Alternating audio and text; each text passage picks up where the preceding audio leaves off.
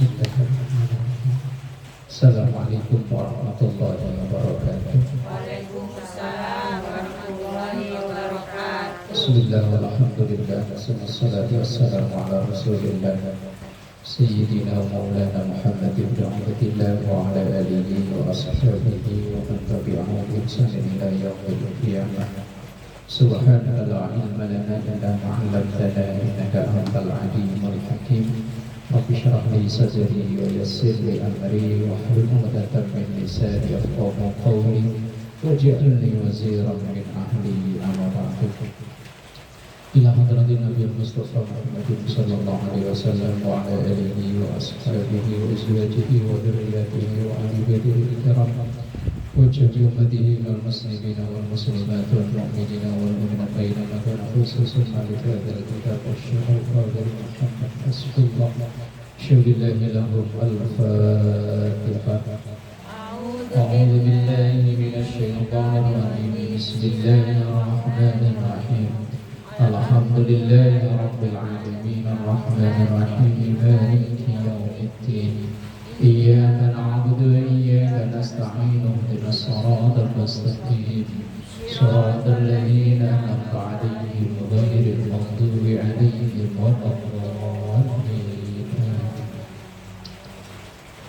Halaman 39 Kitabuz Zakati.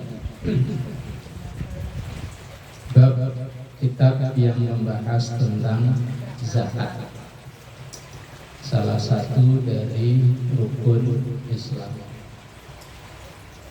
Perintah zakat biasanya selalu didahului dengan perintah sholat. Maka dua ibadah ini tidak bisa dipisah-pisahkan. Ada satu keterangan bahwa syarat diterimanya sholat apabila orang tersebut membayar zakat, dan sebaliknya syarat diterimanya zakat apabila orang tersebut melaksanakan sholat. Anwa'uha, macam-macam zakat, katsiratun, itu sangat banyak. Maksudnya harta-harta yang wajib dizakati itu banyak jenisnya. Kalau zakat cuma dibagi menjadi dua, ada zakat mal, ada zakat fitrah. Cuman di zaman Rasul dulu yang paling ditekankan itu zakat mal. Kalau sekarang zakat mal malah kurang populer. Yang lebih populer zakat fitrah. Faminha, dan sebagian harta yang wajib dizakati itu zakatul dhahabi, zakat emas, wal fiddati, dan perak, dengan syarat dan ketentuan. Emas yang seperti apa yang wajib dizakati. Syarat orang terkena kewajiban membayar zakat harta emasnya yang pertama yaitu orang Islam tentunya. Ya, kalau orang Hindu ya nggak wajib, biar emasnya punya 5 kilo ya nggak wajib. Yang kedua orang merdeka. Kalau dulu itu kan ada istilah budak, ada istilah merdeka. Merdeka budak itu orang yang statusnya bisa dijual belikan. Cuman zaman sekarang budak udah nggak ada. Pembantu itu bukan budak. Walaupun kadang orang merasakan perbudakan itu masih ada. Yang ketiga, milik sendiri. Harta yang wajib dizakati, emas ini, dalam hal ini emas, itu milik sendiri. Kalau emasnya kredit, emang ada ya orang beli emas kredit ya? Ada. Oh, saya nggak pernah tahu. Emas walaupun dia punya 5 kilo, tapi kalau masih kredit dia nggak wajib zakat. Yang wajib dizakati itu kalau emas itu milik sendiri. Kemudian syarat yang keempat udah mencapai ukuran minimal atau biasa disebut dengan nisab. Nisabnya emas itu nanti di situ ada keterangannya. Kemudian yang kelima, syarat yang wajib dizakati dari harta itu haul. Haul itu artinya 1 tahun kepemilikan. Makanya orang kalau peringatan haul itu berarti setahun. Haul itu artinya perputaran. Perputaran kembali ke titik awal itu namanya haul. Dari tanggal 1 Januari muter balik ke 1 Januari, nah itu yang disebut dengan haul. Lah harta yang emas wajib dizakati itu kalau sudah kepemilikan selama setahun. Umpama tanggal 1 Januari beli emas, kemudian tanggal 1 Januari berikutnya, tahun berikutnya, umpama nanti tahun 2025 ada rezeki kemudian beli emas.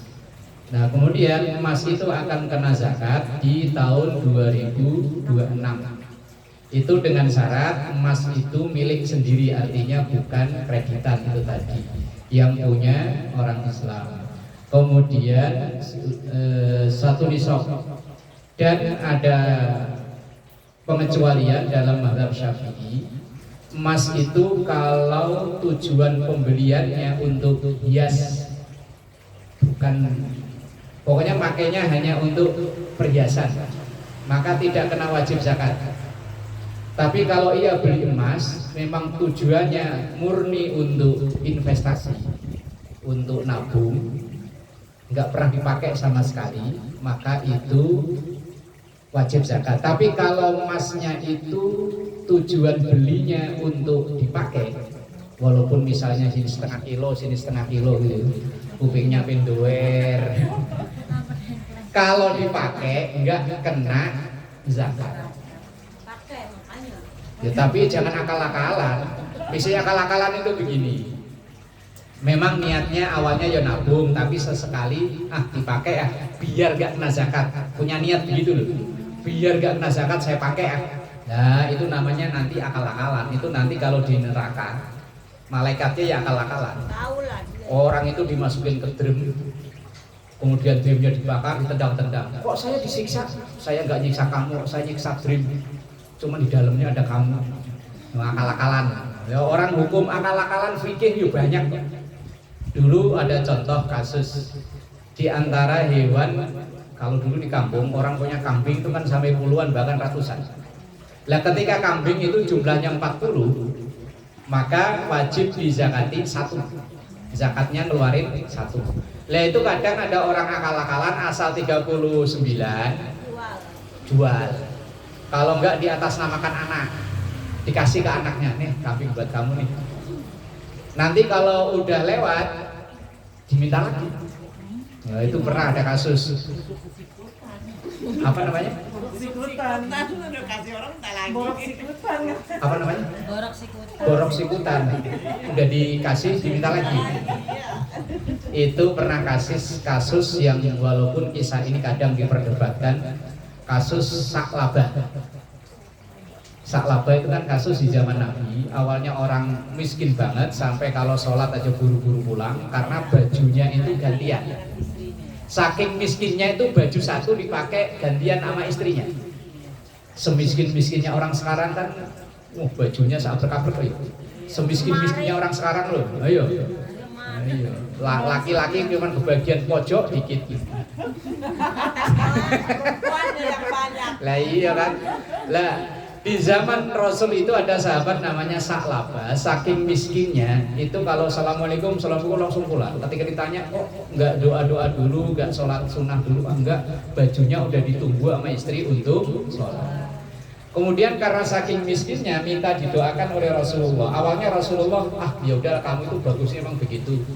Enggak ya Rasul, kalau saya punya baju ganti kan enak, saya sholatnya nggak buru-buru. Sekali dua kali akhirnya diijabah sama Rasulullah, dikasih modal seekor kambing. Kemudian dipiara kambingnya jadi banyak, justru malah gak ikut jamaah karena repot ngurusi kambing itu tadi.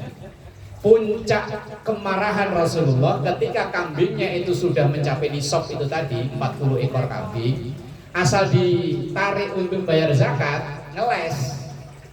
Ya akhirnya Rasulullah marah dengan sahabat yang namanya Saklabah itu. Hartanya sudah banyak, justru malah kedekatannya dengan Allah berkurang karena repot ngurusin hartanya, dan ketika ditarik untuk bayar zakat ngeles mulu, yaitu bisa jadi di atas namakan anak. Nanti kalau udah petugas narik zakat pulang diambil lagi. Apa tadi namanya, borok sikutan? Itu bahasa apa ya? Bahasa orang Betawi ya? Bu Haji, yang suaminya orang Betawi kan paham. Borok sikutan, saya baru denger ini. Borok sikutan namanya ya.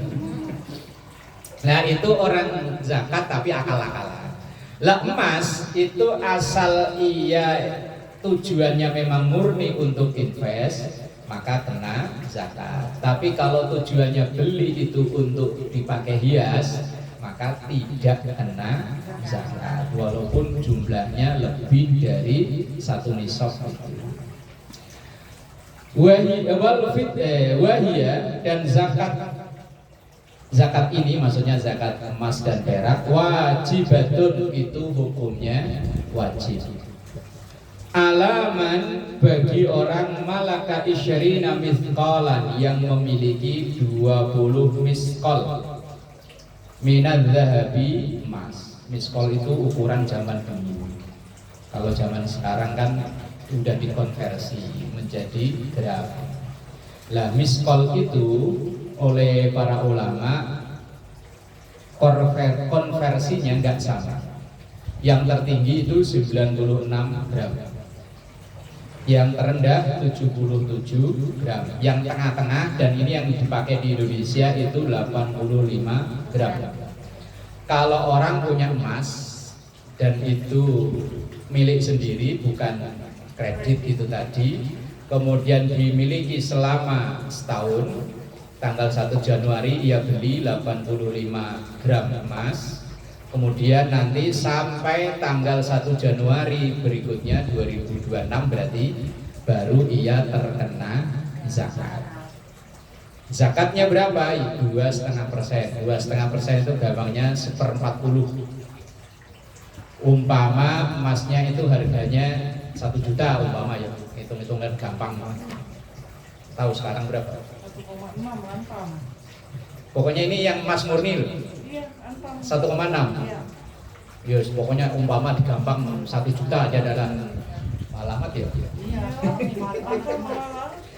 Yang umpama ini umpama 1 juta, maka kalau 85 gram berarti 85 juta. Kalau selama setahun kepemilikan maka kena zakat 1/40 atau 2,5%. 2,5% dari 85 itu berapa? Ya pokoknya dihitung sendiri lah. Ntar kalau emasnya udah ngumpul. Kalau Mas Mansur ada berapa kilo? Ada 85. Oh 85 pas ya. Wajib zakat itu. Tapi punya orang Pak. Punya orang. Oh iya bagi bertiga ya. Oh, iya. Kan gimana itu? Bukan milik sendiri ya. Iya. Belum. Kalau kurang dari 85 gram berarti tidak kena zakat, atau kurang dari setahun kepemilikan maka belum kena zakat. Udah berapa tahun tuh Pak? Hitung sendirilah, cuman mau milik bertiga berarti udah kena zakat itu. Aman ya. Biar beratnya 85 juga nggak kena Bu. 85 gram bukan 86 kilo. Iya. Bapak Mansur kilo. Kilo itu, wah Mas Mansur berat. Wah banyak itu. Kalau kurang dari 85, tadi kan ada hitungan tertinggi, ada hitungan terendah. Tapi yang dipakai di Indonesia itu yang 85, yang dikeluarkan dari Basnas, Badan Amil Zakat Nasional, itu yang 85. Jadi ya kita ngikuti pemerintah Indonesia. Jadi 85 gram dari emas murni, yang apa tadi yang 16 itu emas antam. Kalau yang 24 itu statusnya gimana? 24 karat itu. Itu masih murni itu. Yang itu 24 itu. Nah ya itu berarti itu umpama dirupiahkan, kemudian nanti setelah setahun kepemilikan maka dikeluarkan zakatnya 2,5%. Berarti Bang ikut harga itu dong, harga pas setahun itu ya Pak Ustadz? Iya, pas ngitungnya itu. Umpama beli 1 juta umpama. Begitu nanti setelah setahun ternyata berubah menjadi 1.200.000, maka yang ikuti pas ngitungnya itu 1.200.000 itu. Jadi pas ngitungnya itu loh, bukan dari harga awal. Lah umpama turun maka tetap dihitungnya, kan patokannya bukan harganya aslinya, patokannya itu berat emasnya. Maka dalam Islam itu ada istilah namanya kolekteral. Kolekteral itu ukuran. Misalnya ya, orang minjem duit dalam jangka waktu yang panjang. Umpama ada orang minjem duit ke kita 2 juta, tapi itu tahun 90. Terus 2 juta itu dikembalikan sekarang tetap 2 juta. Itu rugi. Rugi banget kan ya? Dulu 2 juta itu bisa dapat Emas berapa kilo? emas berapa gram kan, umpama tahun 90 ya. Umpama tahun 90 itu emas masih 500 umpama. Nah, umpama. Nah, kalau dikembalikan dengan jumlah yang sama tahun 2024, maka kita yang minjemin ya rugi nilai mata uang. Maka kalau ada pinjam meminjam dalam jangka waktu yang panjang itu dikonversi, dirubah dengan bentuk emas. Umpama tahun 90 kita ngadain janji perjanjian utang piutang 2 juta, kita konversi dulu ke emas. Tahun 90 itu umpamanya emasnya harganya 500, berarti kan dapat 4 gram ya. Nah maka nanti tahun 2024 ngembalinya bukan 2 jutanya tapi 4 gramnya itu aturan dalam Islam itu aslinya begitu. Maka di Islam itu sering terjadi orang geger berantem. Biasanya kan utang jangka panjang ini kan orang dekat ya, entah kakak entah adik. Kalau sama orang lain biasanya setahun 2 tahun udah ditagih lah iya kan. Sering terjadi berantem gara-gara utang piutang. Itu kan saya utangnya 2 juta maka balikinnya 2 juta dong, lebihnya dari 2 juta ya riba. Nah, pakai alasan riba lagi, padahal bukan begitu. Riba itu konsepnya nggak begitu. Lah kalau makanya Islam itu untuk menghindari itu, kalau utang piutang dalam jangka yang panjang, kalau memang utangnya berupa uang, maka dikonversi dulu ke emas. Kalau dulu 10 juta umpama sekarang kita ngadain utang piutang senilai 10 juta. Sementara perjanjian mengembalikannya itu 5 tahun atau apa, maka 10 juta itu dikonversi dulu ke emas. Umpama dapat 10 gram, nah nanti membalinya ya 10 gram. Karena emas itu nilainya akan tetap segitu. Tapi kalau duit kan harganya ya bener kan? Harga duit itu kan makin kesini kan makin menurun. Dulu kita sekolah, dulu saya pertama ke Jakarta, ongkos bis itu 20.000. Sekarang 250. Berarti kan 10 kali lipat lebih kan. Lah kalau tetap dulu umpama saya utang ke orang 20 kok balik 20 lagi, ya rugi. Lah makanya kolekteral, istilahnya namanya kolekteral. Itu nanti kalau dalam fikih, nanti kalau bahasan sampai kitab buyuk, kitab masalah jual beli itu ada aturan seperti itu. Kalau utang piutang dalam jangka yang panjang, maka utang piutangnya itu diukur pakai emas.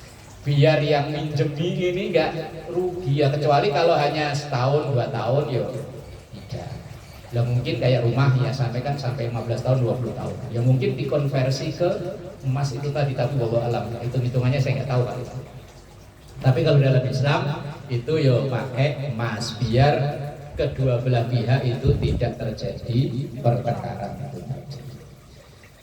Wa hiya wajibatun ala man malaka 20 mithqalan.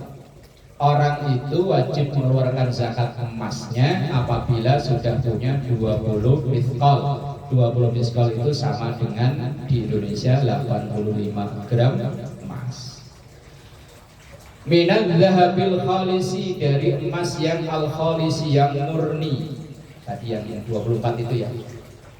Berarti kalau 23 hitungannya beda lagi ya. Kalau 23 itu kadar kemurniannya berapa persen? 22 ya. Enggak ada tuh. Oh, lain lagi ya. Yang kena zakat dan hitungan 85 gram itu yang minal dhahabil khalisi, emas yang murni. Au mi'atai dirhamin minal fiddah, atau 200 dirham dari perak. Kalau perak itu biasanya dipakai apa? Buat gelang juga. Cincin. Ya. Nah itu kena zakatnya kalau 200 dirham itu dikonversi hitungan sekarang 672 gram. Tapi bentuknya apa? Putih warnanya kalau perak putih. Putih. Laki-laki haram memakai dua itu, emas dan perak. Walaupun bentuk cincin, kalau dulu malah dipasang di gigi ya. Di gigi emas. Kalau nyengir kayak bokir ya. Begitu meninggal dicongkel. Saya pernah nyari-nyari kenapa laki-laki diharamkan pakai emas dan perak, sementara perempuan enggak.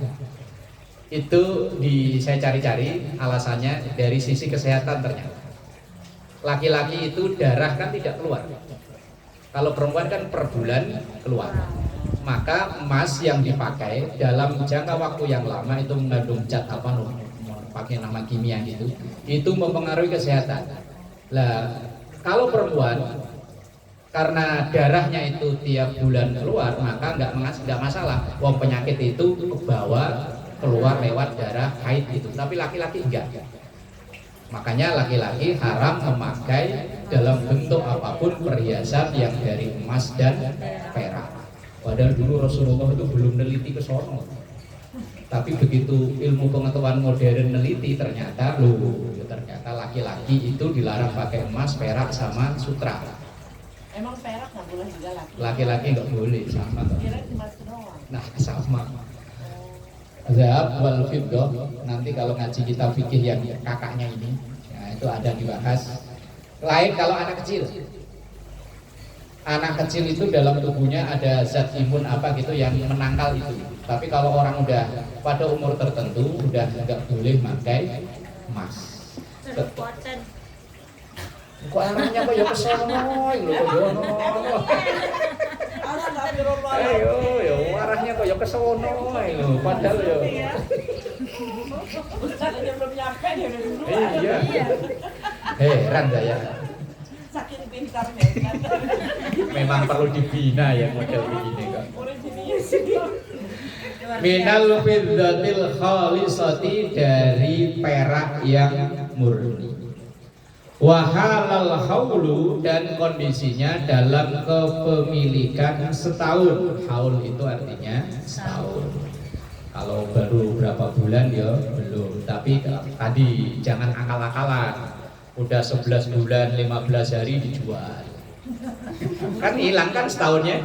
Nanti kalau beli lagi berarti hitungan dari awal lagi lah. Itu namanya akal-akalan. 1 Januari beli, ntar tanggal 15 Desember kan tinggal 15 hari jual. Diantepin dulu, ntar 1 Januari beli lagi. Ini namanya akal-akalan biar gak kena zakat. Kalau butuh Lah itu malah urusan. Ini memang dalam rangka jualnya memang karena akal-akalan biar nggak kena zakat. Lah kalau karena alasan butuh, lah itu urusan lain. Wa halal haulu, dan kondisinya setahun kepemilikan. Wa hiya fi milkihi, dan itu dalam kepemilikannya. Wa yukhriju, dan dikeluarkan min dzalika, dari itu, dari emas dan perak itu, rubu'al usyri, itu 1/40 atau 2,5%. Kalau dulu kan belum ada hitungan persen, ya pakai rubul usyur itu 1/40 gitu. Wa ma zada ala dzalika fa bi hisabi, kalau lebih dari itu ya tinggal ngitung kelipatannya. Umpama punya 100 gram, wes pokoknya ukuran minimal kalau 85 ya 2,5% dari 85.